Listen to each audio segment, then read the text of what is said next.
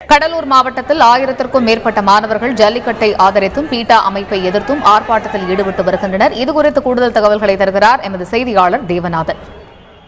ஜல்லிக்கட்டுக்கு ஆதரவாக தமிழகம் முழுவதும் போராட்டம் நடைபெற்று வரையில் இன்று பார்த்தோன்னா கடலூர் மாவட்டத்தில் பல்வேறு இடங்களில் மாணவர்களுடைய போராட்டம் வெடிச்சிருக்கு அப்படின்னு சொல்லலாம்.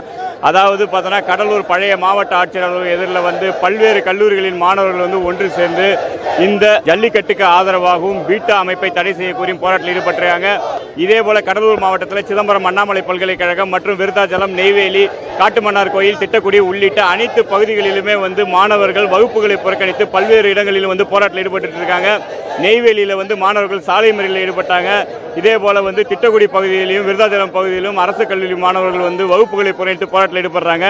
அதேபோல கடலூரில் அரசு பெரியார் கலைக்கல்லூரி மாணவர்களும் வகுப்புகளை புறக்கணித்து கல்லூரிக்குள்ளே ஒரு ஆர்ப்பாட்டத்திலும் ஈடுபடுறாங்க. மேலும் இதேபோல ஒரு நிலை தான் மாவட்டம் முழுவதும் இருக்கு. 10க்கும் மேற்பட்ட இடங்களில் கல்லூரி மாணவர்கள் இதுபோல வகுப்புகளை புறக்கணித்தும் பல்வேறு முகநூல் நண்பர்கள் மற்றும் பல்வேறு இயக்கங்களுடன் சேர்ந்தும் தங்களது போராட்டத்தை மிகவும் தீவிரப்படுத்தி உள்ளனர் அப்படின்னு சொல்லலாம். தந்தி செய்திகளுக்காக கடலூரில் இருந்து எஸ். தேவநாதன்.